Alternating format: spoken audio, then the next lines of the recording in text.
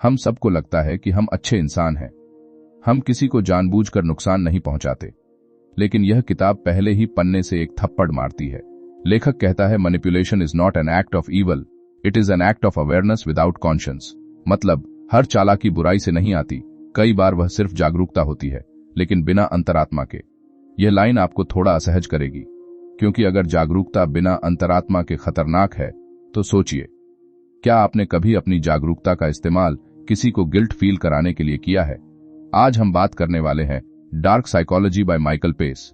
यह किताब इंसान के भीतर छुपी उस अंधेरी प्रवृत्ति को उजागर करती है जिससे लोग अनजाने में दूसरों को नियंत्रित करते हैं और खुद भी नियंत्रित होते रहते हैं। यहीं ज्यादातर लोग फेल होते हैं। उन्हें लगता है मैनिपुलेशन मतलब कोई विलेन, कोई साजिश, लेकिन लेखक धीरे धीरे बताता है कि डार्क साइकोलॉजी की जड़ें बहुत साधारण हैं, फियर, इनसिक्योरिटी, कंट्रोल की भूख। और अगर आप इन्हें नहीं पहचानते तो आप या तो शिकार बनेंगे या खिलाड़ी। अब आप सोच रहे होंगे, यार मैं तो सीधा सादा इंसान हूं, लेकिन ईमानदारी से बताइए, क्या आपने कभी चुप रहकर किसी को असहज किया है? साइलेंट ट्रीटमेंट, यह भी मैनिपुलेशन है। किताब कहती है silence can be louder than screams. यह लाइन सीधी है लेकिन खतरनाक है, क्योंकि जब आप चुप रहते हैं आप सामने वाले के दिमाग में शक, डर और अपराधबोध पैदा करते हैं। और अगर आप यह नहीं समझते तो कोई और आपके साथ यही कर रहा होगा। डार्क साइकोलॉजी का पहला सिद्धांत है परसेप्शन कंट्रोल। लोग सच को नहीं, परसेप्शन को नियंत्रित करते हैं। लेखक एक उदाहरण देता है, एक मैनेजर ऑफिस में कभी सीधे डांटता नहीं, बस सटल सार्कज्म करता है। धीरे धीरे पूरी टीम इनसिक्योर हो जाती है। यह सिर्फ कहानी नहीं, यह आपकी रोजमर्रा की जिंदगी है। आपने भी कभी किसी की टोन से खुद को छोटा महसूस किया है ना? अगर आपने अभी तक अपने आसपास के लोगों की बॉडी लैंग्वेज पढ़ना नहीं सीखा तो आप हर रोज मैनिपुलेटेड हो रहे हैं। यह सुनना अच्छा नहीं लगेगा, लेकिन यह सच है। डार्क साइकोलॉजी अवेयरनेस से शुरू होती है, चेहरे के माइक्रो एक्सप्रेशंस, आवाज की पिच, शब्दों के पीछे का इरादा। लेखक कहता है people really say what they mean and really mean what they से। इसका सीधा मतलब है जो सुन रहे हैं वह पूरी सच्चाई नहीं है, और यहीं से स्टेक्स खड़े होते हैं। अगर आप सरफेस लेवल पर जीते रहेंगे तो डीप लेवल पर कोई और आपको चला रहा होगा। सोचिए, आपकी रिलेशनशिप, आपकी नौकरी, आपके दोस्त, क्या कहीं आप गिल्ट, फियर या वैलिडेशन की जरूरत के कारण डिसीजंस ले रहे हैं? लेखक एम्पैथी और मैनिपुलेशन के बीच की पतली रेखा समझाता है। एम्पैथी समझने के लिए होती है, मैनिपुलेशन इस्तेमाल करने के लिए। फर्क सिर्फ इरादे का है, लेकिन समस्या यह है कि इरादा अक्सर हिडन होता है, खुद से भी। अब एक बात जो आपको चुभेगी, किताब कहती है कि नार्सिसिस्टिक लोग हमेशा लाउड नहीं होते। कई बार वे बहुत चार्मिंग होते हैं। वे आपको स्पेशल फील कराते हैं, फिर धीरे धीरे कंट्रोल करते हैं। यह प्रोसेस स्लो है, आप नोटिस भी नहीं करते। पहले कॉम्प्लीमेंट, फिर डिपेंडेंसी, फिर आइसोलेशन। अगर आपने कभी सोचा है कि वह मेरे बिना कुछ नहीं कर सकता, तो सावधान रहिए। यह प्यार नहीं, पावर का खेल हो सकता है। और अगर आप खुद यह सोच रहे हैं तो खुद से पूछिए, क्या मैं किसी को इमोशनली डिपेंडेंट बना रहा हूं? डार्क साइकोलॉजी का दूसरा बड़ा हिस्सा है फियर इंडक्शन। लोग सीधे डराते नहीं, सटल हिंट्स देते हैं। तुम्हें पता है ना, बाहर की दुनिया कितनी खराब है। यह प्रोटेक्टिव नहीं भी हो सकता, कंट्रोलिंग भी हो सकता है। फर्क समझना जरूरी है, क्योंकि अगर आप हर डिसीजन डर से ले रहे हैं तो आप फ्री नहीं हैं। लेखक जगह लिखता है, control is most effective when the victim beliefs it is love. यह लाइन डेंजरस है, क्योंकि जब कंट्रोल को केयर का नाम दिया जाता है तब रेसिस्टेंस खत्म हो जाता है। और यही लोग वीडियो बंद कर देते हैं, क्योंकि उन्हें लगता है नहीं, मेरे साथ ऐसा नहीं हो सकता। लेकिन अगर आप खुद से झूठ बोल रहे हैं तो आगे मत सुनिए। डार्क साइकोलॉजी में गैसलाइटिंग का कॉन्सेप्ट भी आता है। सामने वाला आपकी रियलिटी पर डाउट पैदा करता है। तुम्हें गलतफहमी हो रही है, तुम ओवररिएक्ट कर रहे हो। धीरे धीरे आप अपनी परसेप्शन पर भरोसा खो देते हैं। यह सिर्फ कहानी नहीं, यह आपकी आदत बन सकती है अगर आपने बाउंड्रीज तय नहीं की। अब प्रोग्रेशन की बात करें। अवेयरनेस आई, आपने ऑब्जर्व करना शुरू किया। शुरुआत में कंफ्यूजन हुआ, हर बिहेवियर सस्पिशियस लगने लगा, आप अटक गए।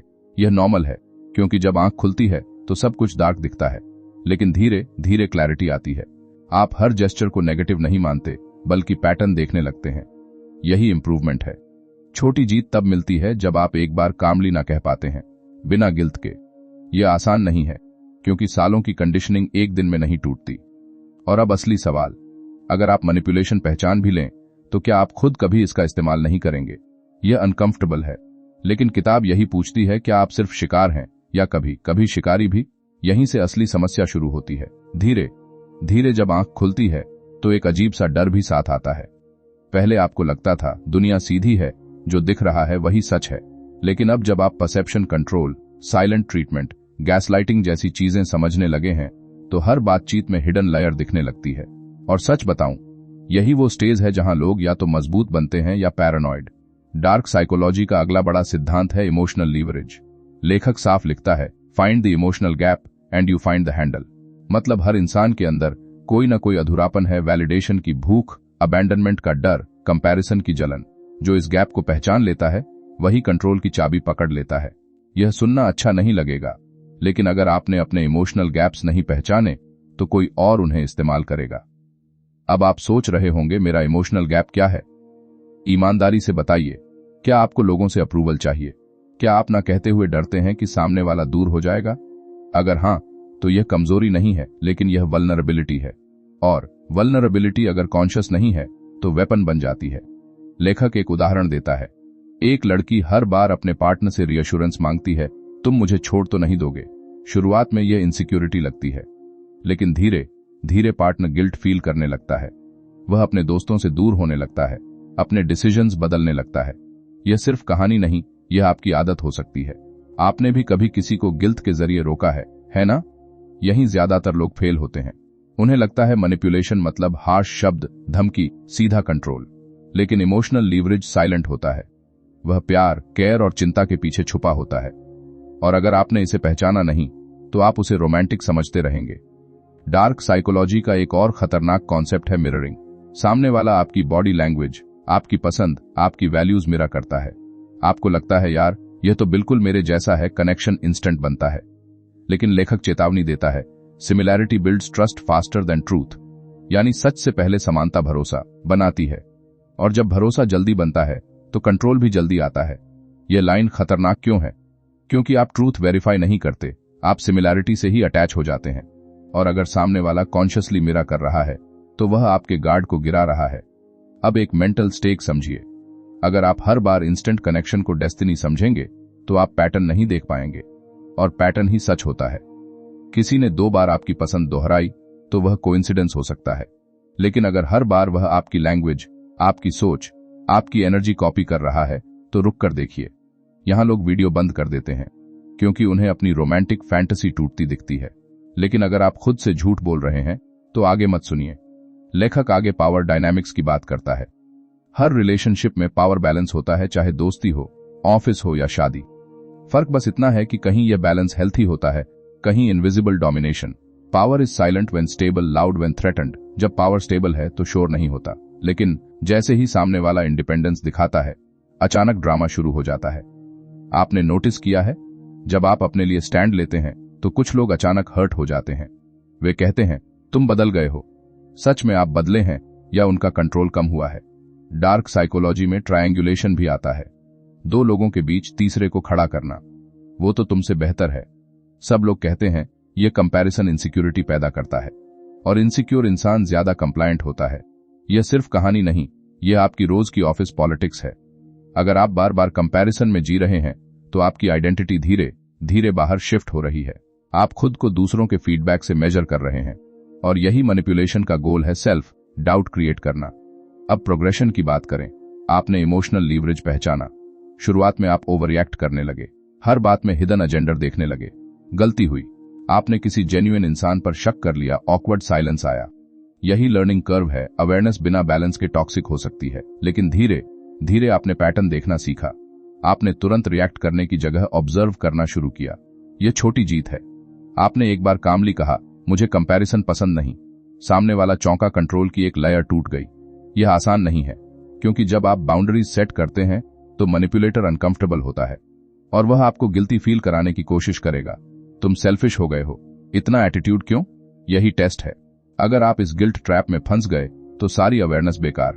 लेखक एक और लाइन लिखता है, the strongest chains are made of emotions not iron. सबसे मजबूत जंजीरें लोहे की नहीं, भावनाओं की होती हैं। इसका मतलब साफ है, आप फिजिकली फ्री हो सकते हैं लेकिन इमोशनली कैप्टिव। और अगर आपने अपनी इमोशनल चेन्स नहीं पहचानी तो फ्रीडम इल्यूजन है। ईमानदारी से बताइए, क्या आप किसी की नाराजगी से इतना डरते हैं कि अपनी बात दबा देते हैं? अगर हां, तो यह प्यार नहीं, कंडीशनिंग है।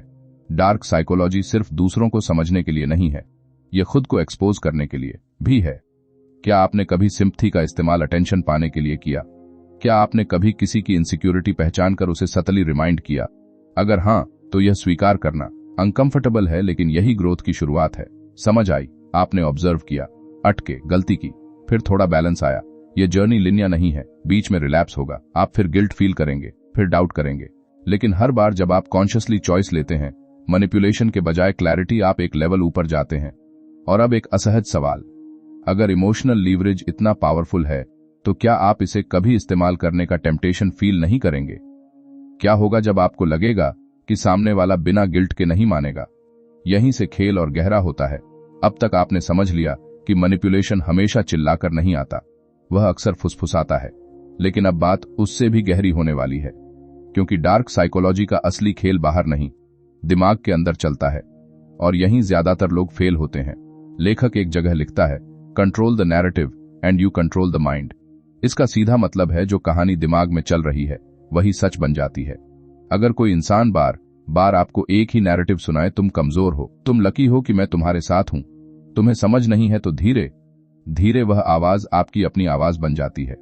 यह लाइन खतरनाक क्यों है? क्योंकि नैरेटिव बाहर से शुरू होता है, लेकिन अंदर घर बना लेता है। सच बताऊं, आपने भी कभी अपने बारे में कोई नेगेटिव लाइन दोहराई है? मैं पब्लिक स्पीकिंग में खराब हूं, मुझसे बिजनेस नहीं होगा।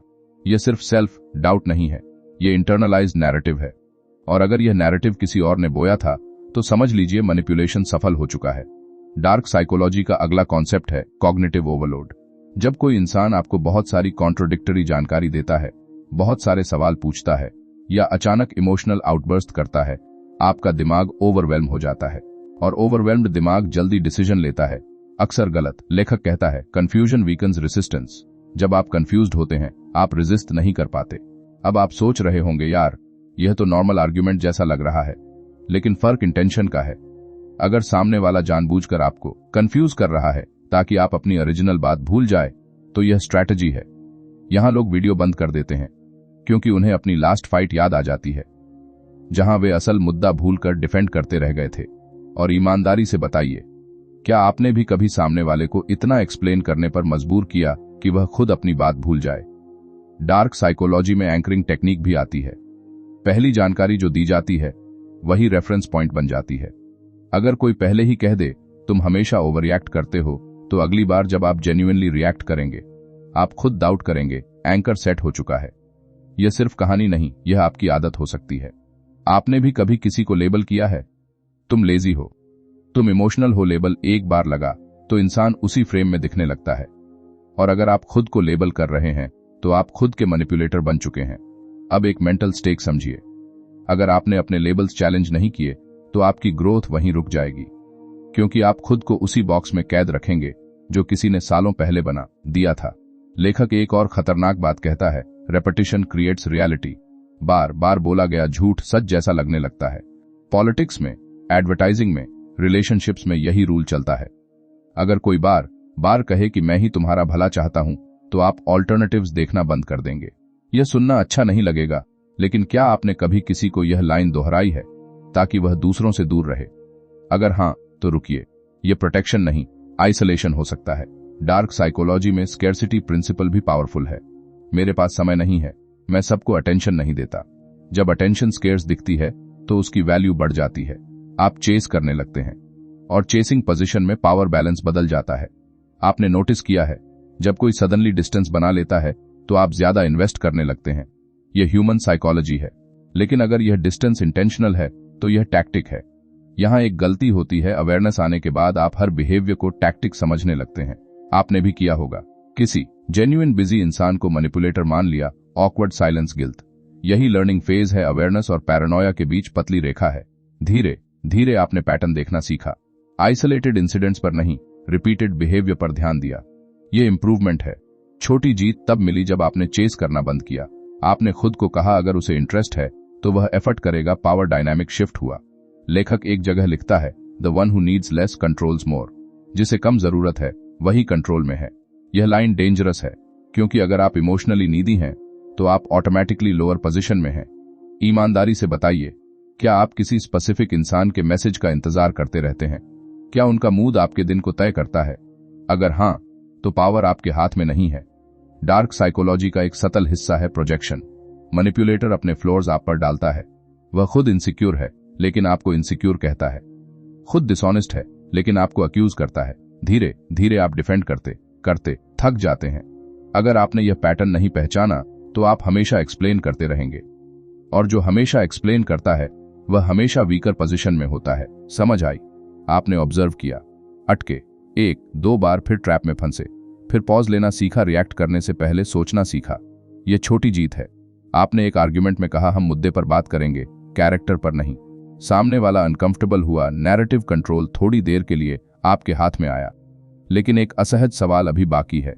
अगर नैरेटिव कंट्रोल इतना पावरफुल है, तो क्या होगा जब आप खुद अपनी कहानी बदलना चाहेंगे? क्या आप सच में अपनी इंटरनल नैरेटिव को रिराइट कर पाएंगे, या आप वही दोहराते रहेंगे जो सालों से सुनते आए हैं? और अगर आपकी खुद की कहानी ही मैनिपुलेटेड है, तो असली आप कहां है? यहीं से खेल और भी खतरनाक हो जाता है। अब तक बात बाहर के खेल की थी, कौन क्या बोल रहा है, कौन कैसे कंट्रोल कर रहा है। लेकिन अब जो आने वाला है वह उससे भी ज्यादा असहज है, क्योंकि डार्क साइकोलॉजी का अगला स्तर है सबकॉन्शियस प्रोग्रामिंग। और सच बताऊं, यहां लोग सुनना बंद कर देते हैं, क्योंकि यह उन्हें खुद पर शक करवा देता है। लेखक लिखता है, the deepest control is the one that feels like your own decision. सबसे गहरा कंट्रोल वही है जो आपको अपना फैसला लगे। सोचिए जरा, अगर कोई आपको इस तरह इन्फ्लुएंस करे कि आपको लगे यह आपकी खुद की चॉइस है, तो आप कभी रेजिस्ट भी नहीं करेंगे। यह लाइन खतरनाक क्यों है? क्योंकि फ्रीडम का इल्यूजन सबसे मजबूत जेल है। अब आप सोच रहे होंगे, यार कोई मुझे कैसे मेरे ही डिसीजन से मैनिपुलेट कर सकता है? बहुत आसान है। पहले आपको लिमिटेड ऑप्शंस दिए जाते हैं, फिर सतली पुश किया जाता है, और आप चूज करते हैं, लेकिन ऑप्शंस किसने सेट किए थे? यह सुनना अच्छा नहीं लगेगा, लेकिन क्या आपने कभी किसी को 2 ही रास्ते दिए हैं, दोनों आपके फेवर में? या तो तुम अभी मान जाओ, या फिर बाद में रिग्रेट करना। सामने वाले को लगता है चॉइस है, लेकिन सच में फ्रीडम नहीं है। डार्क साइकोलॉजी में प्राइमिंग एक पावरफुल टेक्निक है। अगर किसी को पहले से किसी खास मूड में डाल दिया जाए, तो उसका अगला डिसीजन उसी मूड से इन्फ्लुएंस्ड होगा। उदाहरण के लिए, पहले इनसिक्योरिटी जगाओ, फिर सॉल्यूशन दो। पहले डर दिखाओ, फिर प्रोटेक्शन ऑफर करो। यह सिर्फ मार्केटिंग नहीं है, रिलेशनशिप्स में भी यही पैटर्न चलता है। पहले कहा दुनिया खतरनाक है, फिर कहा मैं ही तुम्हारा सेफ स्पेस हूं। अब आप सोच रहे होंगे, ये कह रहे हैं, हो सकता है, लेकिन अगर इसका नतीजा आइसोलेशन है, तो यह कंट्रोल है। यहीं ज्यादातर लोग फेल होते हैं। वे इंटेंशन नहीं, इमोशन देखते हैं। अगर इमोशन स्वीट है, तो उन्हें मैनिपुलेशन दिखता ही नहीं। लेखक एक और लाइन लिखता है, dependency is designed not accidental. Dependency अचानक नहीं बनती, उसे बनाया जाता है। छोटे फेवर्स, छोटे सैक्रिफाइसेस, छोटे इमोशनल हुक्स। धीरे धीरे आप बिलीव करने लगते हैं कि आप अकेले सर्वाइव नहीं कर सकते। ईमानदारी से बताइए, क्या आपने कभी सोचा है कि उसके बिना मैं क्या करूंगा? अगर हां, तो रुकिए। यह प्यार हो सकता है, लेकिन यह प्रोग्राम डिपेंडेंसी भी हो सकती है। यहां एक मेंटल स्टेक है। अगर आपने डिपेंडेंसी और अटैचमेंट का फर्क नहीं समझा, तो आप अपने डिसीजंस इमोशन से लेंगे, क्लैरिटी से नहीं। और इमोशनल डिसीजन अक्सर शॉर्ट टर्म कंफर्ट देते हैं, लॉन्ग टर्म केजे। डार्क साइकोलॉजी में इंटरमिटेंट रीएनफोर्समेंट भी आता है। कभी बहुत अटेंशन, कभी अचानक डिस्टेंस, कभी एक्सट्रीम अफेक्शन, फिर कोल्ड साइलेंस। यह पैटर्न एडिक्शन जैसा असर करता है, क्योंकि अनप्रिडिक्टेबिलिटी डोपामिन को ट्रिगर करती है। आपने नोटिस किया है, जब कोई इनकंसिस्टेंट होता है, तो आप ज्यादा अटैच्ड हो जाते हैं। स्टेबल लोग बोरिंग लगने लगते हैं। यह अनकंफर्टेबल है, लेकिन सच है। अगर आप केओस को एक्साइटमेंट समझ रहे हैं, तो आप ट्रैप में हैं। यहां लोग वीडियो बंद कर देते हैं, क्योंकि उन्हें अपनी करंट रिलेशनशिप याद आ जाती है। और अगर आप खुद से झूठ बोल रहे हैं, तो आगे मत सुनिए। लेखक कहता है, uncertainty strengthens emotional hooks. Uncertainty emotional hook को और मजबूत करती है। जब आप नहीं जानते अगली बार क्या मिलेगा, तो आप वेट करते रहते हैं, और वेटिंग पोजीशन में पावर आपके पास नहीं होती। अब प्रोग्रेशन देखिए। आपने इनकंसिस्टेंट बिहेवियर पहचाना। शुरुआत में आपने खुद को ब्लेम किया, शायद मेरी गलती है। फिर आपने पैटर्न लिखा, डेट्स, एक्शंस, रिएक्शंस, क्लैरिटी आई। आपने टेस्ट किया, कंसिस्टेंट एफर्ट दिखाया, लेकिन सामने वाला फिर डिस्टेंस पर चला गया। अब डाउट कम हुआ। छोटी जीत तब मिली जब आपने चेस करना छोड़ा, जब आपने खुद को कहा, अगर रिस्पेक्ट म्यूचुअल नहीं है, तो मैं विथड्रॉ करूंगा। यह आसान नहीं था, गिल्ट आया, लोनलीनेस आई, लेकिन धीरे धीरे सेल्फ रिस्पेक्ट ने जगह ली। डार्क साइकोलॉजी का एक और सतल हिस्सा है फ्रेमिंग। वही घटना, अलग फ्रेम। अगर कोई आपकी गलती को कैरेक्टर फ्लॉर कहे, तो आप शेम फील करेंगे। अगर वही गलती टेम्पररी मिस्टेक कही जाए तो आप लर्न करेंगे। फर्क सिर्फ फ्रेम का है, और जो फ्रेम कंट्रोल करता है वही इमोशन कंट्रोल करता है। अब एक असहज सवाल, क्या आपने कभी किसी की गलती को जानबूझकर कैरेक्टर फ्लॉ बना दिया ताकि वह हमेशा डिफेंसिव रहे? अगर हां, तो यह अवेयरनेस पेनफुल है, लेकिन ग्रोथ यहीं से शुरू होती है। लेखक एक जगह लिखता है, shame is a faster leash than fear. Shame डर से भी तेज लीश है। जब इंसान शर्मिंदा होता है तो वह खुद को छोटा कर लेता है, और छोटा इंसान ज्यादा कंप्लायंट होता है। यह लाइन डेंजरस है, क्योंकि अगर आपने बचपन से शेम बेस्ड एनवायरनमेंट में ग्रो किया है तो आप अथॉरिटी से ऑटोमेटिकली डरेंगे। आप सवाल नहीं करेंगे, और जो सवाल नहीं करता वह आसानी से कंट्रोल्ड होता है। समझ आई? आपने ऑब्जर्व किया, अटके, दोबारा इमोशनल हुक में फंसे, फिर पॉज लिया। आपने खुद से पूछा, क्या यह कंसिस्टेंसी है या साइकिल? क्लैरिटी धीरे धीरे आई। लेकिन अब असली सवाल, अगर सबकॉन्शियस प्रोग्रामिंग इतनी सतल है तो आप कैसे इंश्योर करेंगे कि आपकी अपनी चॉइसेस सच में आपकी हैं? क्या आपने कभी बैठकर जेन्युइनली सोचा है कि आपकी वैल्यूज कहां से आईं? फैमिली, सोसाइटी या किसी मैनिपुलेटर से? और अगर आपकी वैल्यूज भी बोरोड हैं तो आपकी आइडेंटिटी कितनी ओरिजिनल है? यहीं से अंधेरा और गहरा होने वाला है। अब तक हम दूसरों के दिमाग में चल रहे खेल की बात कर रहे थे, लेकिन अब एक ऐसी बात आने वाली है जो थोड़ा चुभेगी, क्योंकि डार्क साइकोलॉजी का अगला स्तर है सेल्फ मैनिपुलेशन। हाँ यार, कई बार कोई और नहीं, हम खुद ही अपने साथ खेल खेल रहे होते हैं। लेखक एक जगह लिखता है, the easiest mind to control is your own. यह लाइन सुनने में साधारण है, लेकिन खतरनाक है, क्योंकि अगर आपका दिमाग ही आपकी कहानी को तोड़ मरोड़ रहा है तो बाहर का मैनिपुलेटर तो बाद में आएगा। सच बताऊं, आपने कभी खुद को जस्टिफाई किया है? मैंने झूठ बोला, लेकिन मजबूरी थी। मैंने इग्नोर किया क्योंकि वह डिजर्व करता था। यही सेल्फ मैनिपुलेशन है। आप अपने बिहेवियर को मॉरल बना देते हैं ताकि गिल्ट कम हो जाए।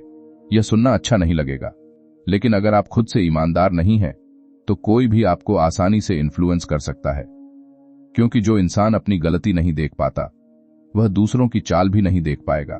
डार्क साइकोलॉजी में रैशनलाइजेशन एक बड़ा टूल है। इंसान पहले इमोशन से डिसीजन लेता है, फिर लॉजिक से जस्टिफाई करता है। लेखक कहता है, इमोशन डिसाइड्स, लॉजिक डिफेंड्स। पहले मन तय करता है, फिर दिमाग उसके बचाव में कहानी बनाता है। अब आप सोच रहे होंगे, यार ऐसा तो सब करते हैं। हाँ, करते हैं, लेकिन सवाल यह है कि क्या आप इसे पहचानते हैं? अगर नहीं, तो आप अपने ही नैरेटिव के कैदी हैं। यहां मेंटल स्टेक खड़ा होता है। अगर आपने अपनी रैशनलाइजेशन पकड़ना नहीं सीखा तो आप बार बार वही टॉक्सिक पैटर्न दोहराएंगे और हर बार कहेंगे इस बार अलग है। आपने नोटिस किया है, कोई इंसान बार बार रॉन्ग पार्टनर चुनता है। हर बार शुरुआत में रेड फ्लैग्स दिखते हैं, लेकिन वह कहता है नहीं, यह अलग है। यह सिर्फ कहानी नहीं, यह आपकी आदत हो सकती है। आप भी शायद पैटर्न को इग्नोर कर चुके हैं। यही लोग वीडियो बंद कर देते हैं क्योंकि उन्हें अपनी रेपिटेशन दिखने लगती है। और अगर आप खुद से झूठ बोल रहे हैं तो आगे मत सुनिए। लेखक सेल्फ डिसेप्शन के बारे में लिखता है, we lie to ourselves to avoid the pain of truth. हम खुद से झूठ बोलते हैं ताकि सच्चाई का दर्द न महसूस हो, लेकिन यह short term comfort long term damage देता है। उदाहरण के लिए, आप जानते हैं कि आपका बॉस आपको रिस्पेक्ट नहीं देता, लेकिन आप खुद को कहते हैं कम से कम जॉब तो है। यह प्रैक्टिकल लग सकता है, लेकिन अगर सालों तक आप खुद को कन्विंस करते रहे तो आपका सेल्फ वर्थ धीरे धीरे गिरता जाएगा। यह लाइन आपको थोड़ा असहज करेगी। कभी कभी स्टेबिलिटी भी मैनिपुलेशन का रूप हो सकती है।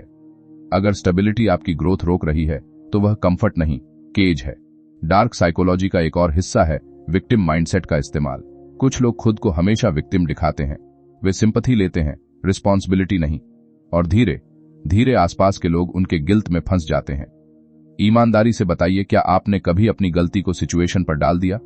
मेरे पास ऑप्शन नहीं था, वक्त खराब था, हो सकता है सच में ऑप्शन कम हो, लेकिन क्या आपने पूरी जिम्मेदारी ली?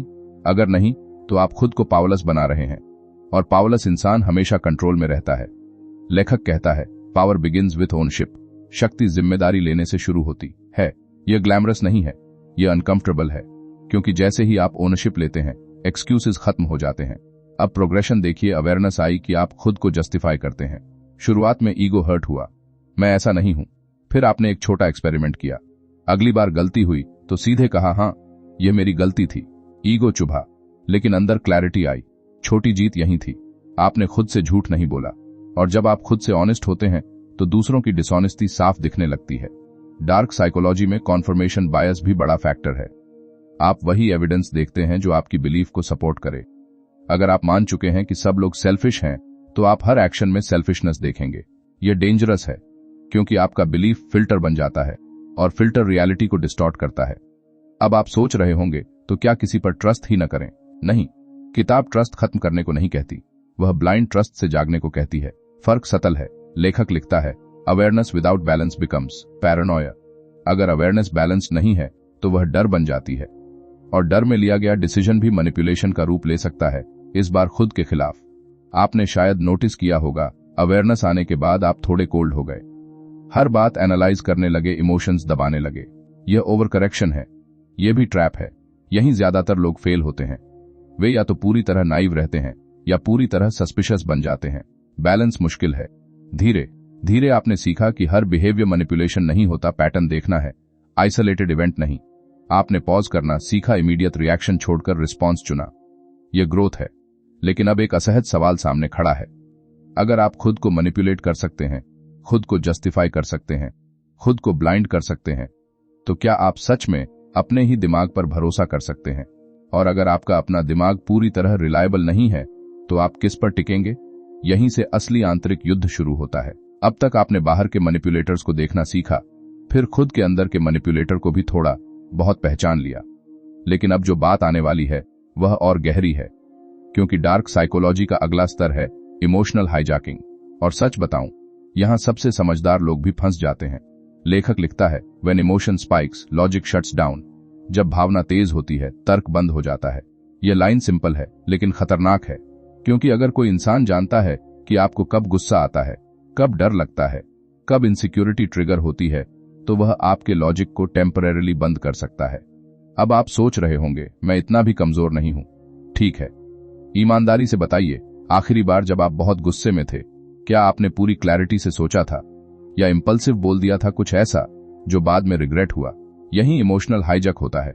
पहले ट्रिगर, फिर रिएक्शन, फिर डैमेज, और मैनिपुलेटर का काम सिर्फ ट्रिगर दबाना होता है।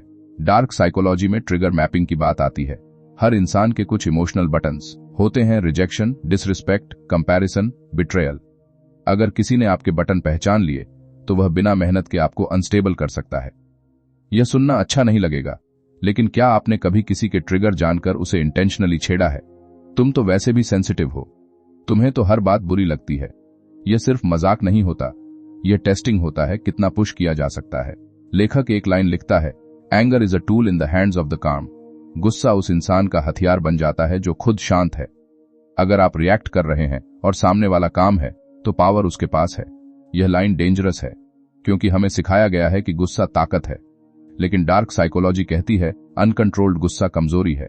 यहां लोग वीडियो बंद कर देते हैं, क्योंकि उन्हें अपनी इंपल्सिव रिएक्शंस याद आ जाती हैं।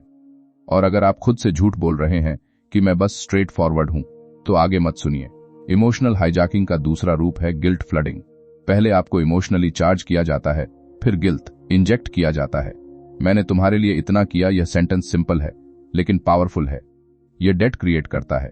ईमानदारी से बताइए, क्या आपने कभी इमोशनल डेट महसूस किया है कि आपको किसी का फेवर चुकाना है, चाहे वह आपकी इच्छा के खिलाफ हो? अगर हां, तो समझिए गिल्ट हुक काम कर चुका है। डार्क साइकोलॉजी कहती है कि गिल्ट कंट्रोल्ड इंसान अक्सर अपनी बाउंड्रीज छोड़ देता है, क्योंकि उसे लगता है वह गलत है, और जो खुद को गलत मान लेता है वह डिफेंड नहीं करता। लेखक लिखता है, he who controls your guilt controls your choices. जो आपके गिल्ट को कंट्रोल करता है, वह आपके डिसीजंस को कंट्रोल करता है। यह लाइन खतरनाक है, क्योंकि गिल्ट इनविजिबल होता है। बाहर से सब नॉर्मल दिखता है, अंदर आप दबे होते हैं। अब प्रोग्रेशन देखिए। पहले आपको पता नहीं था कि आप ट्रिगर हो रहे हैं, फिर अवेयरनेस आई। अगली बार जब वही बात कही गई, आपने नोटिस किया मेरी हार्ट बीट तेज हो रही है। यह अवेयरनेस की पहली जीत है, लेकिन यही गलती भी होती है। आप सप्रेस करने लगते हैं, इमोशन दबाते हैं, कोल्ड बन जाते हैं। यह सोल्यूशन नहीं है, सप्रेशन अंदर प्रेशर बढ़ाता है। धीरे धीरे आपने पॉज सीखा, ट्रिगर हुआ, लेकिन आपने तुरंत जवाब नहीं दिया। आपने खुद से पूछा, क्या यह सच में मेरी गलती है या मुझे गिल्ट कराया जा रहा है? क्लैरिटी आई। यह छोटी जीत है लेकिन पावरफुल है। डार्क साइकोलॉजी में एस्केलेशन भी एक टेक्निक है। छोटी बात को बड़ा बना दो, सामने वाला इमोशनली ओवरवेल्म हो जाएगा और मुद्दा छोड़ देगा। आपने शायद एक्सपीरियंस किया होगा, simple discussion suddenly dramatic argument बन गया। यह सिर्फ कहानी नहीं, यह आपकी रोज की रियलिटी हो सकती है। आपने भी कभी टॉपिक बदलकर सामने वाले को डिफेंड मोड में डाला है ना? यहां एक मेंटल स्टेक है। अगर आपने इमोशनल एस्केलेशन पहचानना नहीं सीखा तो आप हमेशा डिफेंड करते रहेंगे, और जो हमेशा डिफेंड करता है वह नैरेटिव कंट्रोल नहीं रखता। लेखक कहता है, silence after chaos is a strategic reset. Chaos create करने के बाद साइलेंस पावरफुल होता है। सामने वाला खुद को ब्लेम करने लगता है। आप सोचते हैं शायद मेरी ही गलती थी। यही साइकोलॉजिकल लूप है। अब असली सवाल, क्या आप अपने ट्रिगर्स की लिस्ट जानते हैं? क्या आपने कभी बैठकर लिखा है कि कौन सी बातें आपको इंस्टेंटली डिस्टेबलाइज करती हैं? अगर नहीं तो आप ओपन पैनल हैं, कोई भी बटन दबा सकता है। यह सुनना थोड़ा कड़वा है, लेकिन अगर आप अपने इमोशनल बटन्स नहीं पहचानते तो आप इमोशनली फ्री नहीं हैं। समझ आई? आपने ऑब्जर्व किया, ट्रिगर हुआ, रिएक्ट किया, रिग्रेट हुआ, फिर पॉज लिया, अगली बार थोड़ा बेहतर किया। यह स्लो प्रोसेस है, ओवरनाइट मास्टरी नहीं आती। लेकिन अब एक और गहरी बात सामने है। अगर कोई इंसान इतना स्किल्ड है कि वह आपके इमोशंस को सटली स्टीयर करे बिना लाउड ड्रामा के, तो क्या आप पहचान पाएंगे, या आप उसे स्ट्रांग पर्सनैलिटी कहकर एडमायर करेंगे? और अगर आप स्ट्रांग पर्सनैलिटी से प्रभावित होकर अपना लॉजिक छोड़ देते हैं तो क्या वह एडमरेशन है या सरेंडर? यहीं से खेल और भी सूक्ष्म हो जाता है। अब तक आपने ट्रिगर्स, गिल्ट, इमोशनल हाईजैकिंग सब देख लिया, लेकिन अब जो बात आने वाली है वह और खतरनाक है, क्योंकि डार्क साइकोलॉजी का अगला स्तर है आइडेंटिटी इरोजन। और सच बताऊं, यह धीरे धीरे होता है, इतना धीरे कि आपको पता भी नहीं चलता कि आप बदल रहे हैं। लेखक लिखता है, destroy the identity and the mind follows. अगर किसी इंसान की पहचान हिला दी जाए तो उसका दिमाग खुद बिखरने लगता है। यह लाइन सुनने में एक्सट्रीम लग सकती है, लेकिन सोचिए अगर कोई बार बार आपकी वैल्यूज, आपकी पसंद, आपकी क्षमता पर डाउट डाले तो क्या बचेगा? पहले मजाक में तुमसे यह नहीं होगा, फिर सीरियस टोन में तुम वैसे भी प्रैक्टिकल नहीं हो, फिर कंपैरिजन देखो, बाकी लोग कितने स्मार्ट हैं। धीरे धीरे आपकी सेल्फ इमेज क्रैक होने लगती है। यह सिर्फ कहानी नहीं, यह आपकी आदत भी हो सकती है। आपने भी कभी खुद को दूसरों से कंपेयर करके छोटा किया है ना? यहीं ज्यादातर लोग फेल होते हैं। उन्हें लगता है कॉन्फिडेंस एक परमानेंट चीज है, लेकिन कॉन्फिडेंस डेली एनवायरनमेंट से शेप होता है। अगर आपका एनवायरनमेंट लगातार आपकी आइडेंटिटी को क्वेश्चन कर रहा है तो आपकी क्लैरिटी कमजोर होगी। लेखक एक और लाइन लिखता है, confused identity seeks external direction. जब पहचान क्लियर नहीं होती, इंसान बाहर से डायरेक्शन ढूंढता है, और जो बाहर से डायरेक्शन देता है वही कंट्रोल करता है। यह लाइन खतरनाक क्यों है? क्योंकि अगर आपको खुद नहीं पता कि आप क्या चाहते हैं तो कोई भी आपको अपनी इच्छा के अनुसार ढाल सकता है। अब आप सोच रहे होंगे, यार आइडेंटिटी कैसे टूटती है? बहुत सिंपल तरीके से। पहले आइसोलेशन, फिर डाउट, फिर डिपेंडेंसी। यह स्लो प्रोसेस है। मान लीजिए कोई पार्टनर आपको सतली आपके दोस्तों से दूर करता है, कहता है वे तुम्हें समझते नहीं। शुरुआत में प्रोटेक्टिव लगेगा, लेकिन धीरे धीरे आपकी दुनिया छोटी हो जाती है, और जब दुनिया छोटी होती है तो इन्फ्लुएंस बड़ा हो जाता है। यहां लोग वीडियो बंद कर देते हैं क्योंकि उन्हें अपनी करंट सिचुएशन दिखने लगती है। और अगर आप खुद से झूठ बोल रहे हैं कि यह सब केयर है तो आगे मत सुनिए। डार्क साइकोलॉजी में रोल शिफ्टिंग भी एक टेक्निक है। मैनिपुलेटर खुद को विक्टिम और आपको अग्रेसर बना देता है। आप डिफेंड करते करते गिल्टी हो जाते हैं, और गिल्ट आइडेंटिटी को कमजोर करता है। ईमानदारी से बताइए, क्या आपने कभी आर्ग्यूमेंट के बाद खुद को विलन फील किया है, जबकि शुरुआत आपकी गलती नहीं थी? अगर हां, तो नैरेटिव शिफ्ट हो चुका था। लेखक कहता है, the one who defines the roles defines the power. जो रोल्स तय करता है वही पावर तय करता है। अगर आप हमेशा अपॉलजेटिक रोल में हैं तो बैलेंस इक्वल नहीं है। अब प्रोग्रेशन देखिए। पहले आपको समझ नहीं आया कि आप क्यों कंफ्यूज्ड हैं, फिर आपने ऑब्जर्व किया, मैं पहले कॉन्फिडेंट था, अब हर डिसीजन पर डाउट है। अवेयरनेस आई। आपने एक दिन कॉन्शियसली अपने पुराने इंटरेस्ट्स याद किए, अपने पुराने दोस्तों को मैसेज किया। यह छोटी जीत है, लेकिन गलती भी हुई। आपने ओवर कॉम्पनसेट किया, अचानक रिबेलियस बन गए, हर बात में अपोज करना शुरू किया। यह भी इम्बैलेंस है। धीरे धीरे आपने बैलेंस सीखा, आइडेंटिटी असर्ट करना बिना अग्रेशन के। ये मेरी चॉइस है, सिंपल सेंटेंस लेकिन पावरफुल। सामने वाला अनकंफर्टेबल हुआ क्योंकि इरोजन प्रोसेस रुक गया। डार्क साइकोलॉजी में माइक्रो क्रिटिसिज्म भी आता है। छोटी छोटी कमेंट्स जो सीधे इंसल्ट नहीं लगती, लेकिन धीरे धीरे आइडेंटिटी काटती हैं। तुम क्यूट हो, इंटेलिजेंट नहीं। तुम स्वीट हो, स्ट्रांग नहीं। कॉम्प्लीमेंट के अंदर लिमिटेशन। यह सुनना अच्छा नहीं लगेगा, लेकिन क्या आपने भी कभी ऐसा कॉम्प्लीमेंट दिया है जो सतली किसी को छोटा करे? अगर हां, तो अवेयरनेस पेनफुल है, लेकिन जरूरी है। लेखक लिखता है, repeated doubt becomes borrowed belief. बार बार का डाउट बोरोड बिलीफ बन जाता है। आप खुद मान लेते हैं कि आप केपेबल नहीं हैं। अब एक मेंटल स्टेक। अगर आपने आइडेंटिटी इरोजन नहीं रोकी तो कुछ साल बाद आप खुद को पहचान नहीं पाएंगे। आप वही चाहेंगे जो दूसरों ने सिखाया। आप वही बोलेंगे जो एक्सेप्टेबल है, और आपको लगेगा मैं प्रैक्टिकल हो गया हूं, जबकि सच में आप कंडीशनड हो चुके होंगे।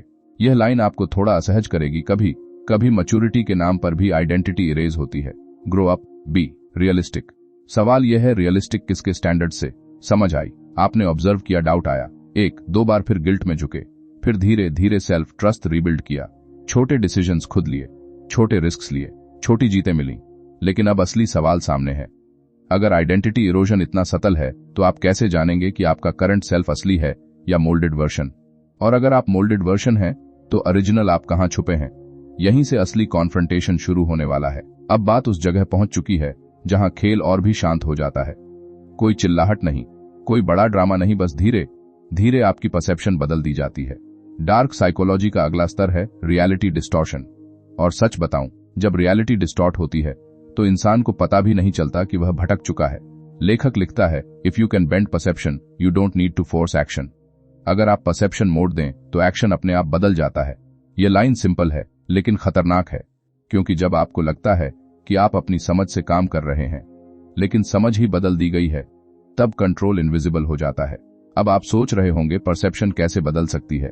बहुत सतल तरीके से सिलेक्टिव इंफॉर्मेशन, आधा सच टोन का इस्तेमाल, कॉन्टेक्स्ट हटाना।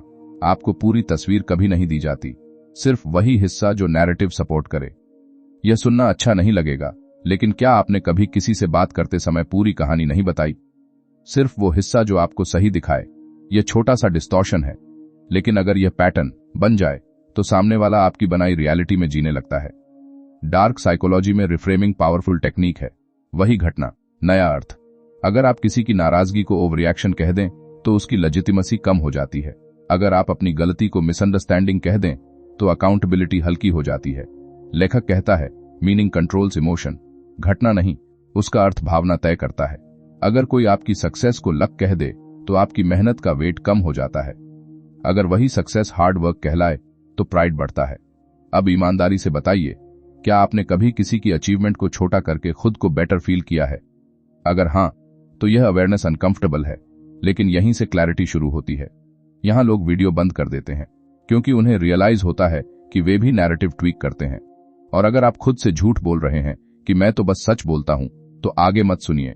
रियलिटी डिस्टॉर्शन का दूसरा रूप है इमोशनल स्टोरी टेलिंग। पहले कहानी सुनाओ, फिर फैक्ट डालो। जब इमोशन अटैच हो जाता है तो फैक्ट क्वेश्चन नहीं किया जाता। आपने देखा होगा, लोग पहले विक्टिम स्टोरी सुनाते हैं, फिर रिक्वेस्ट रखते हैं। अब आप लॉजिक से नहीं, सिंपैथी से डिसाइड करते हैं। यह सिर्फ कहानी नहीं, यह आपकी रोज की डिसीजन मेकिंग है।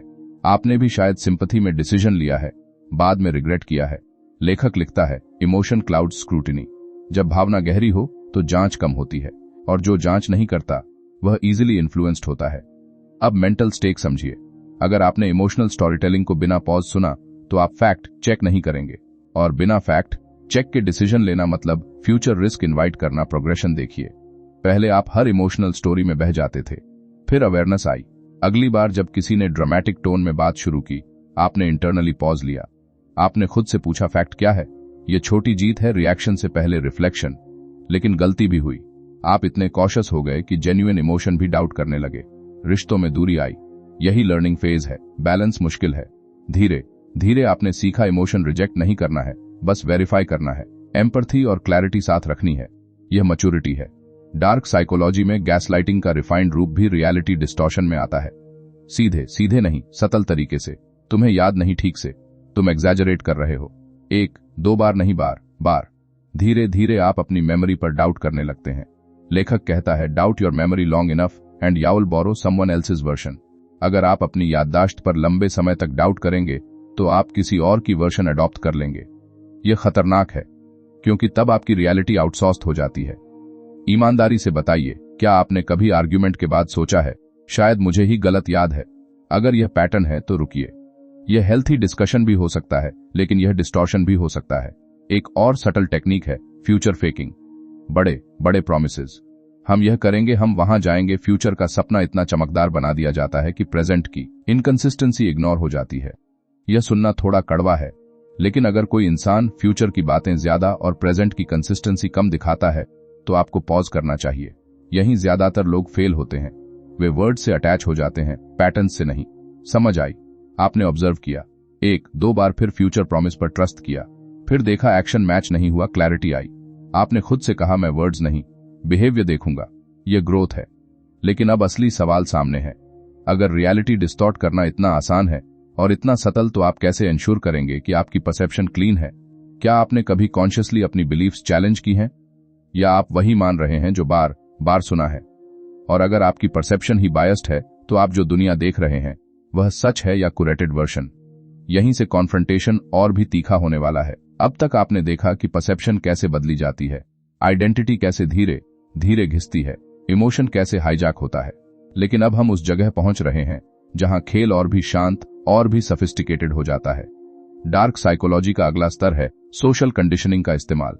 लेखक लिखता है, the crowd is the quietest manipulator. भीड़ सबसे शांत मैनिपुलेटर होती है। ये लाइन सुनकर शायद आप सोचें, भीड़, वह कैसे?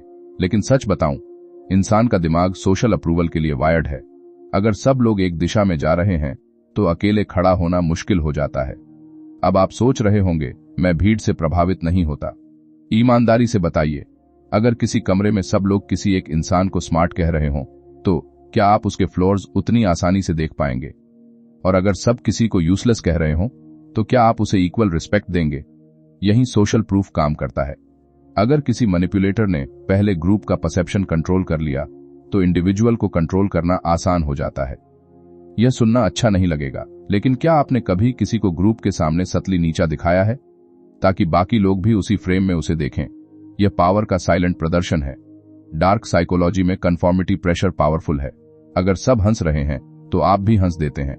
अगर सब अग्री कर रहे हैं तो आप डिसेंट नहीं करते।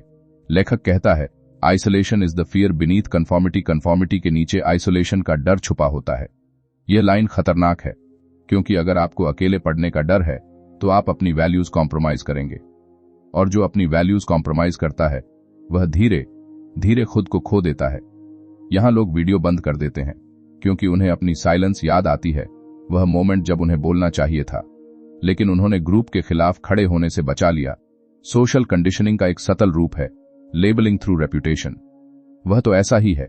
एक बार रेप्यूटेशन सेट हो गई तो इंसान उसी फ्रेम में देखा जाता है, चाहे वह बदल जाए। ईमानदारी से बताइए, क्या आपने कभी किसी को उसके पास्ट मिस्टेक से परमानेंटली जज किया है? अगर हां, तो आप भी उसी गेम का हिस्सा हैं। लेखक लिखता है, reputation becomes a cage when repeated often. Reputation बार बार दोहराई जाए तो केज बन जाती है, और केज में इंसान या तो रेबल करता है या सरेंडर। अब मेंटल स्टेक समझिए। अगर आपकी रेप्यूटेशन किसी और के नैरेटिव से बनी है और आपने उसे चैलेंज नहीं किया, तो आपकी सोशल आइडेंटिटी बोरोड है, और बोरोड आइडेंटिटी फ्रजाइल होती है। डार्क साइकोलॉजी में अथॉरिटी बायस भी पावरफुल है। अगर कोई कॉन्फिडेंट टोन में बोले, अच्छे कपड़े पहने या हायर स्टेटस रखता हो, तो उसकी बात ऑटोमेटिकली ज्यादा क्रेडिबल लगती है। आपने नोटिस किया है? वही बात अगर जून्य बोले तो इग्नोर और सीनियर बोले तो डीप इनसाइट। यह ह्यूमन बायस है। लेकिन अगर कोई manipulator authority image consciously build करे, तो वह बिना स्ट्रांग लॉजिक के भी इन्फ्लुएंस करेगा। यह सुनना थोड़ा असहज है, लेकिन क्या आप कभी स्ट्रांग पर्सनैलिटी से इतना प्रभावित हुए हैं कि आपने क्वेश्चन करना छोड़ दिया? अगर हां, तो अवेयरनेस जरूरी है। प्रोग्रेशन देखिए। पहले आप क्राउड के साथ बह जाते थे, फिर अवेयरनेस आई। अगली बार जब ग्रुप किसी पर हंसा, आपने इंटरनली चेक किया, क्या यह फेयर है? यह छोटी जीत है। आपने ब्लाइंडली ज्वाइन नहीं किया, लेकिन गलती भी हुई। आपने हर ग्रुप ओपिनियन को सस्पेक्ट करना शुरू किया। यह ओवर करेक्शन है। हर मेजॉरिटी गलत नहीं होती। धीरे धीरे आपने बैलेंस सीखा, मेजॉरिटी सुनना लेकिन इंडिपेंडेंटली वेरीफाई करना, अथॉरिटी रिस्पेक्ट करना लेकिन ब्लाइंड नहीं होना। यह मैच्योरिटी है। डार्क साइकोलॉजी में कंपैरिजन कल्चर भी टूल है। सोशल मीडिया पर कुरेटेड लाइव्स, सबकी सक्सेस हाईलाइट, स्ट्रगल हिडन। आपको लगेगा मैं पीछे हूं, और जब इंसान खुद को पीछे मान लेता है तो वह डेस्परेट डिसीजंस लेता है। लेखक कहता है, insecurity is the market place of manipulation. Insecurity manipulation का बाजार है। जहां इनसिक्योरिटी ज्यादा, वहां इन्फ्लुएंस आसान। ईमानदारी से बताइए, क्या आपने कभी कंपैरिजन में आकर इंपल्सिव डिसीजन लिया है? Job change, relationship, investment? अगर हां, तो आपने सोशल कंडीशनिंग को डिसीजन ड्राइवर बनने दिया। यहां असली सवाल खड़ा होता है, अगर सोसाइटी की नॉर्म्स, ट्रेंड्स और ओपिनियंस आपके चॉइसेस शेप कर रहे हैं, तो आपकी ओरिजिनल इच्छा कहां है? अगर आपने कभी पॉज लेकर खुद से नहीं पूछा कि मैं यह सच में चाहता हूं या बस पीछे नहीं रहना चाहता, तो आप साइलेंटली कंडीशनड हैं। समझ आई? आपने ऑब्जर्व किया, एक दो बार फिर क्राउड के साथ गए, फिर एक दिन कॉन्शियसली अलग खड़े हुए, अनकंफर्टेबल लगा, लेकिन सेल्फ रिस्पेक्ट बढ़ी। ये ग्रोथ है। लेकिन अब अगला सवाल और भी गहरा है।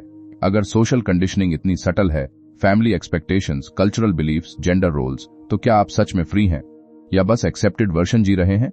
और अगर एक्सेप्टेड वर्जन ही आपकी पूरी पहचान बन गया है, तो ओरिजिनल वॉइस कहां दब गई है? यहीं से खेल और भी व्यक्तिगत होने वाला है।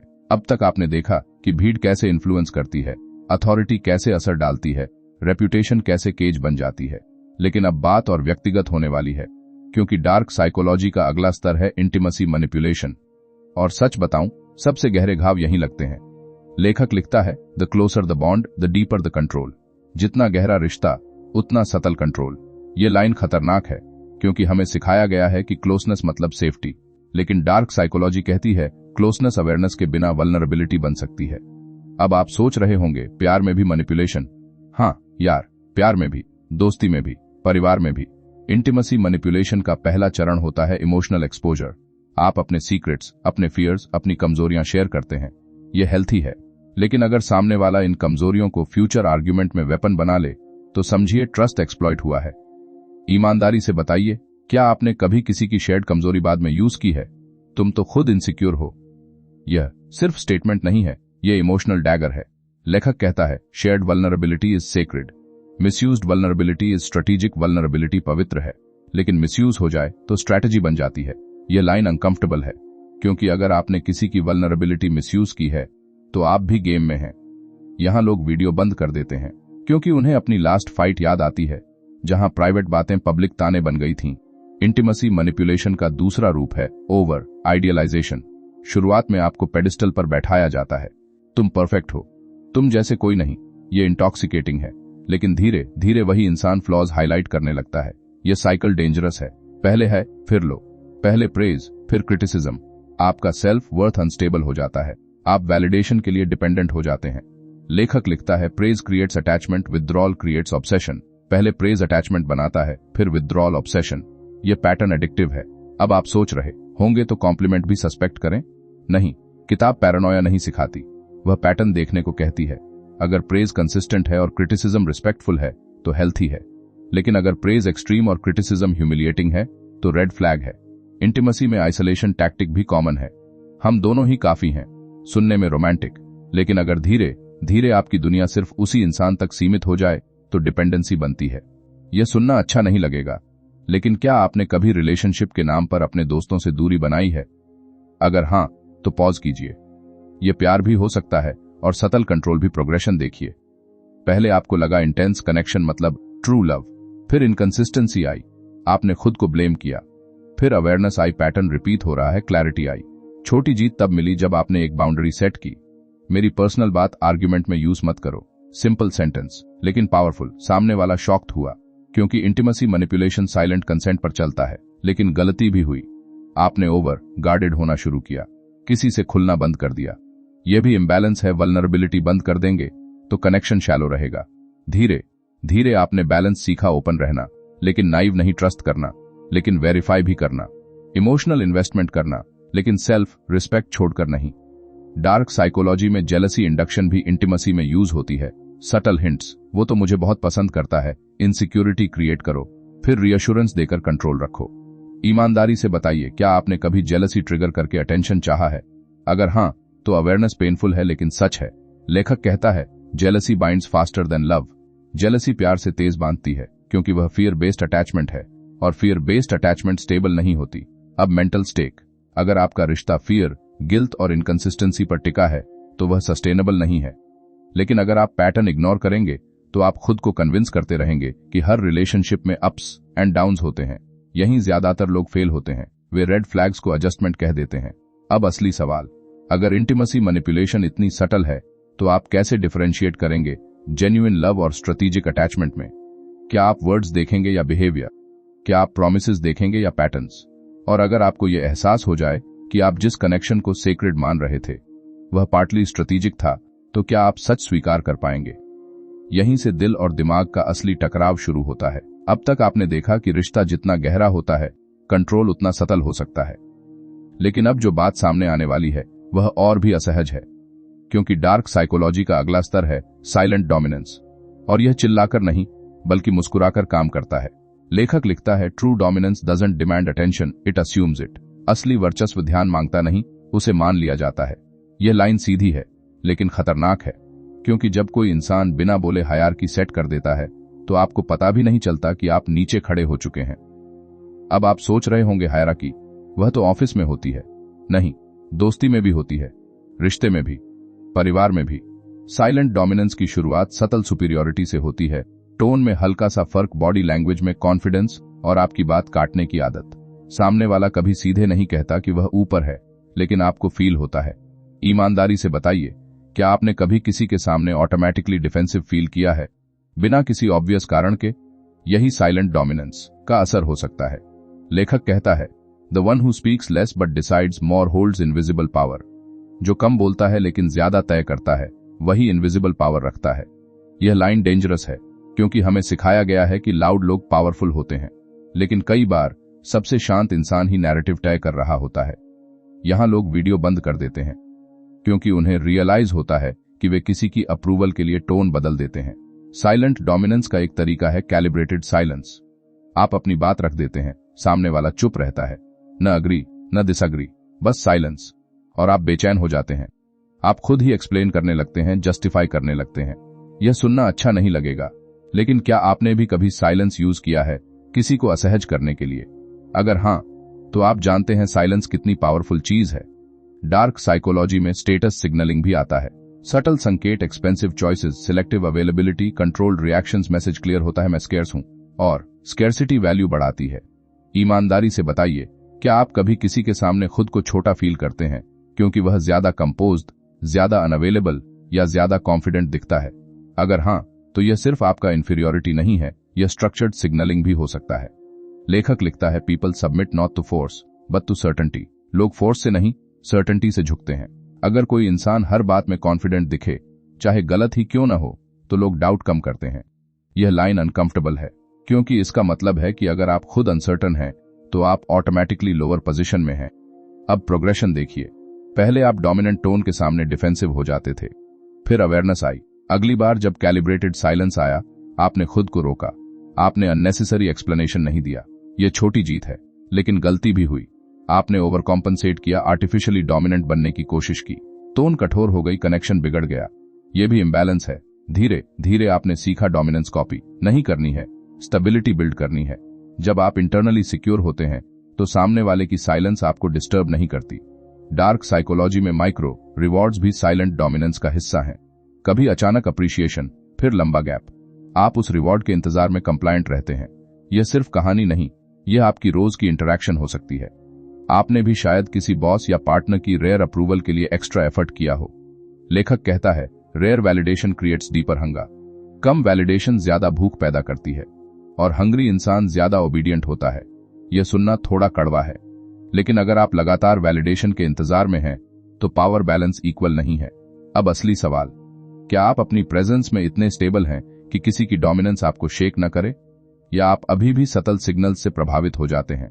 अगर आपको अपने टोन, अपनी बॉडी लैंग्वेज, अपने डिसीजंस बदलने पड़ते हैं किसी खास इंसान के सामने, तो पॉज कीजिए। यह रिस्पेक्ट भी हो सकता है, लेकिन यह साइलेंट सबमिशन भी हो सकता है। समझ आई?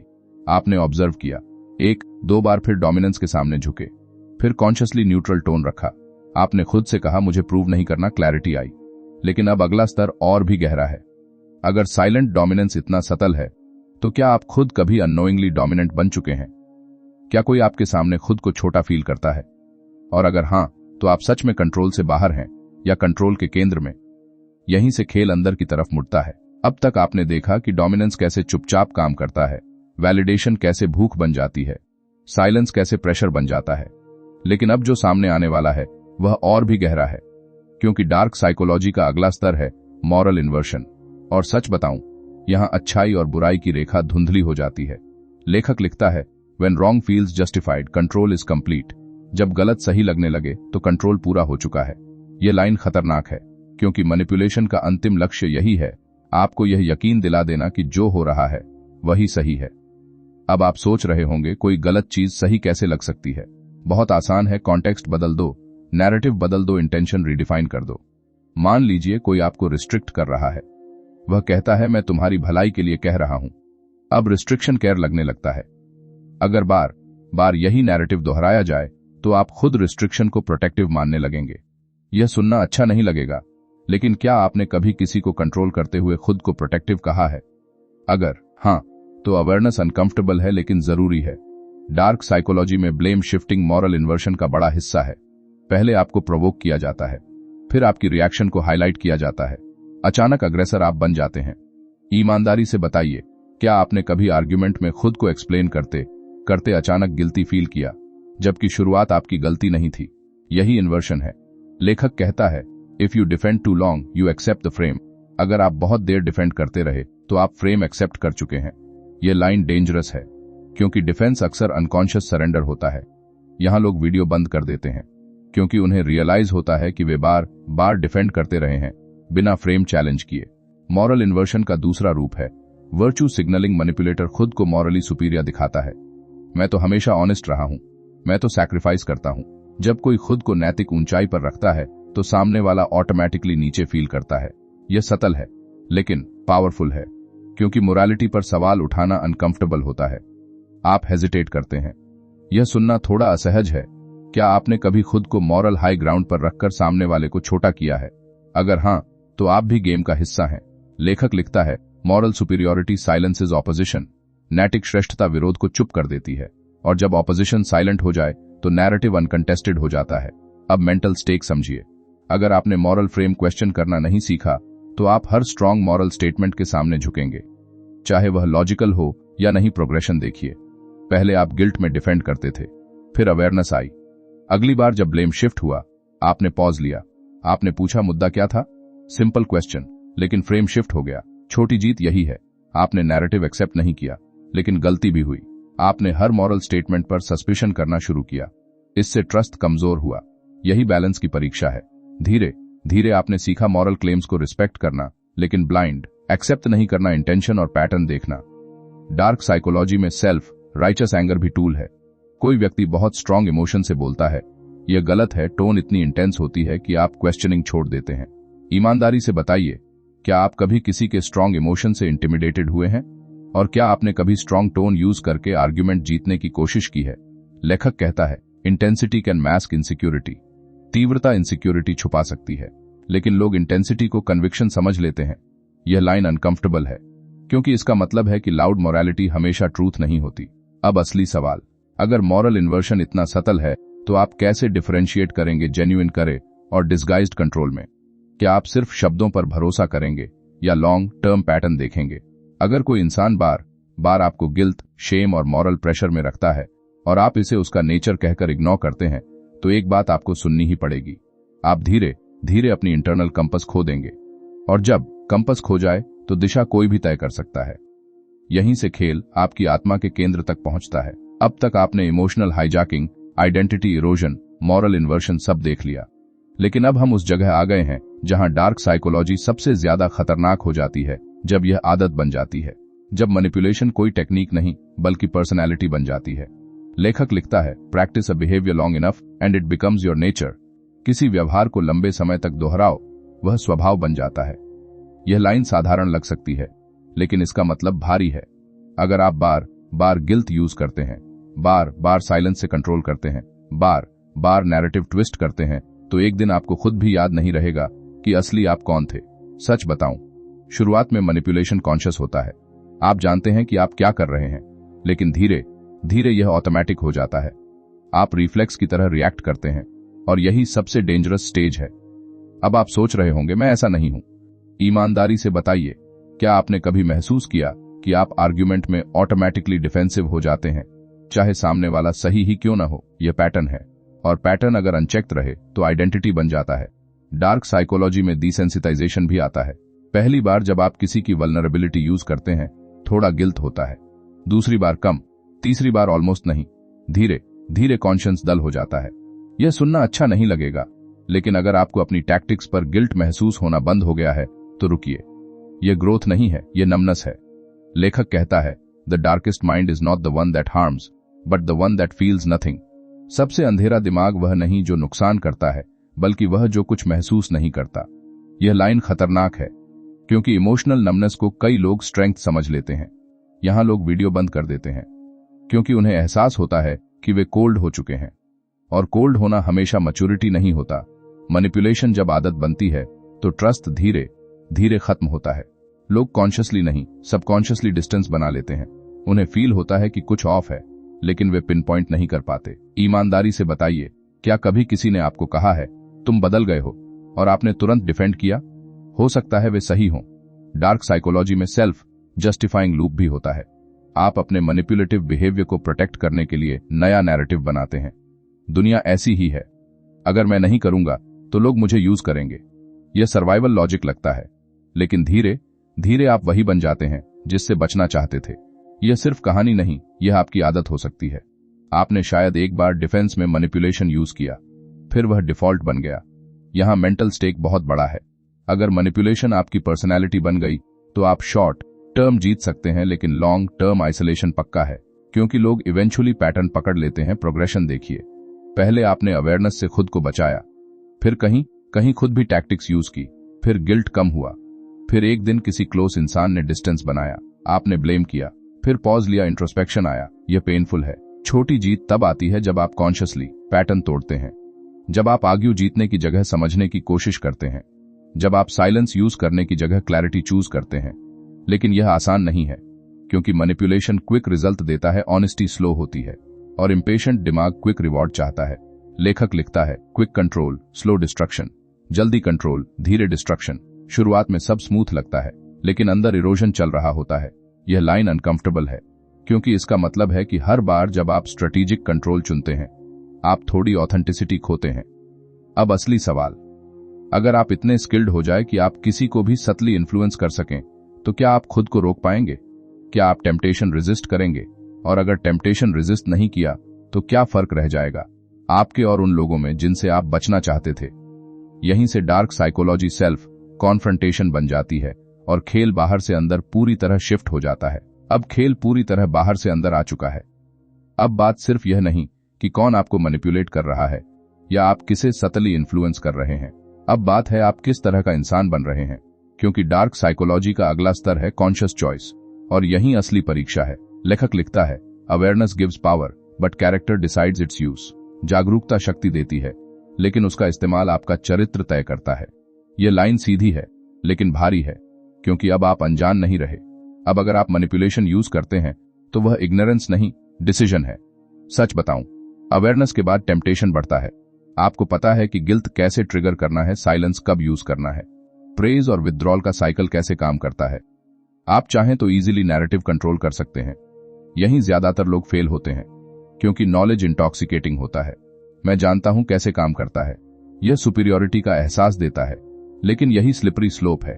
ईमानदारी से बताइए, क्या आपने कभी अवेयरनेस के बाद कॉन्शियसली कोई टैक्टिक यूज किया, सिर्फ यह देखने के लिए कि सामने वाला कैसे रिएक्ट करेगा? अगर हां, तो आप उस सीमा के पास पहुंच चुके हैं जहां नॉलेज वेपन बन जाता है। डार्क साइकोलॉजी यहां एक अनकंफर्टेबल सवाल पूछती है, क्या आप कंट्रोल चाहते हैं या कनेक्शन? लेखक कहता है, control creates compliance not respect. Control compliance देता है, रिस्पेक्ट नहीं। यह लाइन खतरनाक है, क्योंकि कंप्लायंस इमीडिएट सेटिस्फैक्शन देता है, सामने वाला मान गया, लेकिन रिस्पेक्ट लॉन्ग टर्म इन्वेस्टमेंट मांगता है। अगर आप शॉर्ट टर्म जीत चुनते हैं, तो लॉन्ग टर्म ट्रस्ट खो सकते हैं। यहां लोग वीडियो बंद कर देते हैं, क्योंकि उन्हें रियलाइज होता है कि उन्होंने कई बार कंप्लायंस को सक्सेस समझ लिया। कॉन्शियस चॉइस का मतलब है टेम्पटेशन के बावजूद क्लैरिटी चुनना। जब आप जानते हैं कि गिल्ट यूज करके सामने वाला मान जाएगा, लेकिन आप डायरेक्ट कॉन्वर्सेशन चूज करते हैं, यही कैरेक्टर है। लेकिन यह आसान नहीं है, क्योंकि डायरेक्ट कॉन्वर्सेशन में रिजेक्शन का रिस्क है, मैनिपुलेशन में कंट्रोल का इल्यूजन है। लेखक लिखता है, integrity is costly, manipulation is cheap. Integrity महंगी है, मैनिपुलेशन सस्ती इसलिए क्योंकि वह एफर्ट कम मांगती है। आपको बस ट्रिगर दबाना है, इंटेग्रिटी में पेशेंस चाहिए। अब मेंटल स्टेक बहुत साफ है। अगर आपने बार बार चीप रूट चुना, तो धीरे धीरे आपका सेल्फ रिस्पेक्ट घटेगा। बाहर से आप स्ट्रांग दिखेंगे, अंदर हॉलो। यह सुनना अच्छा नहीं लगेगा, लेकिन क्या आपने कभी आर्ग्यूमेंट जीतकर भी अंदर खालीपन महसूस किया है, क्योंकि आप जानते थे कि आपने फेयर नहीं खेला? प्रोग्रेशन देखिए, अवेयरनेस आई, टेम्पटेशन भी आया, 1-2 बार आप फिसले, फिर गिल्ट आया, फिर कॉन्शियसली रुकने का डिसीजन लिया। यह छोटी जीत है, यह मैच्योरिटी है। डार्क साइकोलॉजी का एक और सटल एस्पेक्ट है सिलेक्टिव वल्नरेबिलिटी। आप डिसाइड करते हैं कि किसके सामने कितना खुलना है। यह हेल्थी है, लेकिन अगर आप वल्नरेबिलिटी को सिर्फ स्ट्रैटेजी बनाते हैं सिंपैथी लेने के लिए, तो यह फिर वही साइकिल है। ईमानदारी से बताइए, क्या आपकी ओपननेस जेन्युइन है या कैलकुलेटेड? यह सवाल अनकंफर्टेबल है लेकिन जरूरी है। लेखक कहता है, power without ethics turns inward, ethics के बिना शक्ति अंततः आपको ही खाएगी, क्योंकि अंदर गिल्ट, डिस्ट्रस्ट और आइसोलेशन जमा होगा। अब असली सवाल, अगर आप इतने अवेयर हैं कि आपको कोई आसानी से मैनिपुलेट नहीं कर सकता, तो क्या आप खुद को मैनिपुलेट होने से बचा पाएंगे? अपने ईगो से, अपने कंट्रोल की इच्छा से, क्योंकि सबसे सटल मैनिपुलेशन वही है जो आप खुद को जस्टिफाई करके करते हैं। अगर आप खुद को कन्विंस कर लें कि मैं तो बस प्रैक्टिकल हूं, तो धीरे धीरे एम्पैथी कम हो सकती है। और जब एम्पैथी कम हो जाए तो आप टेक्निकली स्मार्ट होंगे लेकिन इमोशनली डिस्कनेक्टेड। यहीं से अंतिम परीक्षा शुरू होती है। क्या आप इस नॉलेज को शील्ड बनाएंगे या सॉर्ड? और अगर आपने सॉर्ड चुना, तो एक दिन कोई और आपसे बेहतर प्लेयर आएगा। फिर क्या होगा? यहीं से आखिरी टकराव शुरू होता है, अंदर और बाहर दोनों जगह। अब हम उस जगह आ गए हैं जहां सब कुछ साफ भी है और उलझा हुआ भी। आपने मैनिपुलेशन के लेयर्स देखे, इमोशनल हाईजैकिंग समझा, आइडेंटिटी इरोजन पहचाना, मॉरल इन्वर्शन का खेल पकड़ा, साइलेंट डोमिनेंस महसूस किया। अब आखिरी सवाल बचता है, इस सब नॉलेज का आप करेंगे क्या? लेखक आखिर में लिखता है, the goal is not to become untouchable but to become unshakeable. लक्ष्य यह नहीं कि आपको कोई छू न सके, बल्कि यह कि आपको कोई हिला न सके। यह लाइन बहुत गहरी है, क्योंकि अगर आप अनटचेबल बनने की कोशिश करेंगे तो आप कोल्ड हो जाएंगे, लेकिन अगर अनशेकेबल बनेंगे तो आप अवेयर रहेंगे, कनेक्टेड भी। सच बताऊं, डार्क साइकोलॉजी का असली मकसद दूसरों को हराना नहीं है, यह खुद को स्टेबिलाइज करना है, ताकि कोई आपकी गिल्ट, फियर, जेलसी, इनसिक्योरिटी के बटन्स दबाकर आपको कंट्रोल न कर सके। लेकिन यहां एक कड़वी सच्चाई है, स्टेबिलिटी बोरिंग लगती है, कैओस एडिक्टिव होता है, ड्रामा एक्साइटमेंट देता है और मैनिपुलेटिव साइकिल्स डोपामीन देते हैं। इसलिए लोग पैटर्न जानते हुए भी उसमें लौट जाते हैं। ईमानदारी से बताइए, क्या आपने कभी रेड फ्लैग्स देखकर भी खुद को कहा, चलो देखते हैं क्या होता है? यह क्यूरियोसिटी नहीं थी, यह इमोशनल एडिक्शन था। लेखक लिखता है, freedom is uncomfortable at first. शुरुआत में फ्रीडम अनकंफर्टेबल होती है, क्योंकि फ्रीडम में आप रिस्पॉन्सिबल होते हैं, ब्लेम नहीं कर सकते, विक्टिम नहीं बन सकते। यह सुनना अच्छा नहीं लगेगा, लेकिन अगर आप अभी भी सीक्रेटली चाहते हैं कि कोई स्ट्रांग पर्सनैलिटी आए और आपके लिए डिसीजंस ले ले, तो आप अभी पूरी तरह फ्री नहीं हैं। डार्क साइकोलॉजी का अंतिम लेसन है सेल्फ रेगुलेशन ट्रिगर होगा, डोमिनेंस दिखेगी, मॉरल प्रेशर आएगा, लेकिन आपका नर्वस सिस्टम स्टेबल रहेगा या नहीं, यही फर्क तय करेगा। आपने प्रोग्रेशन देखी, शुरुआत में आप अनअवेयर थे, फिर अवेयरनेस आई, फिर ओवररिएक्शन हुआ, फिर बैलेंस सीखा, छोटी छोटी जीतें मिली। ना कहना सीखा, साइलेंस से इंटिमिडेट न होना सीखा, गिल्ट डिटेक्ट करना सीखा। लेकिन जर्नी यहीं खत्म नहीं होती, क्योंकि टेम्पटेशन हमेशा रहेगा, क्विक कंट्रोल का रास्ता हमेशा ओपन रहेगा। लेखक कहता है, the real power is the ability to not use power. असली शक्ति यह है कि आप शक्ति होने के बावजूद उसका दुरुपयोग न करें। यह लाइन खतरनाक है, क्योंकि यह ईगो को चैलेंज करती है। अगर आप जेन्युइनली स्ट्रांग हैं, तो आपको प्रूव नहीं करना पड़ेगा, आपको मैनिपुलेट नहीं करना पड़ेगा, आपको साइलेंस से डोमिनेट नहीं करना पड़ेगा। यहां लोग वीडियो बंद कर देते हैं, क्योंकि उन्हें एहसास होता है कि उन्होंने कई बार अननेसेसरी कंट्रोल चाहा। अब आखिरी मिरर, क्या आप सच में कनेक्शन चाहते हैं या बस जीत? क्या आप क्लैरिटी चाहते हैं या कंट्रोल? अगर आपने इस नॉलेज को सिर्फ दूसरों की कमजोरियां पहचानने के लिए यूज किया, तो आप सिनिकल बन जाएंगे। अगर आपने इसे खुद की कमजोरियां पहचानने के लिए यूज किया, तो आप ग्राउंडेड बनेंगे। डार्क साइकोलॉजी कोई विलन की किताब नहीं है, यह मिरर है। यह दिखाती है कि इंसान कितना केपेबल है, अच्छे के लिए भी और चालाकी के लिए भी। और सबसे अनकंफर्टेबल सच्चाई यह है, मैनिपुलेशन पूरी तरह खत्म नहीं होगा, न दुनिया से न आपसे। फर्क बस इतना है कि आप उसे अनकॉन्शियस छोड़ेंगे या कॉन्शियस कंट्रोल में रखेंगे। अब एक आखिरी सवाल, अगर कल कोई इंसान आपके सामने वही टैक्टिक्स यूज करे जो आपने इस किताब में सीखी हैं, guilt, silence, praise, withdrawal, moral pressure, तो क्या आप शांत रह पाएंगे या फिर वही पुराना रिएक्शन दोहराएंगे? क्योंकि असली परीक्षा नॉलेज की नहीं, रिएक्शन की है। और अगर रिएक्शन अभी भी अनकंट्रोल्ड है, तो काम बाकी है। यहीं से असली जीवन शुरू होता है। किताब खत्म हो सकती है, लेकिन आपका कैरेक्टर अभी लिखा जा रहा है। अब फैसला आपका है, शील्ड बनना है या सॉर्ड। और अगर आप सच में अनशेकेबल बनना चाहते हैं, तो अगली बार जब कोई आपके इमोशन को छूने की कोशिश करे, बस एक सेकंड रुकिए और खुद से पूछिए, मैं रिएक्ट कर रहा हूं या चूज? यहीं पूरी कहानी का असली अंत छुपा है, और शायद असली शुरुआत भी।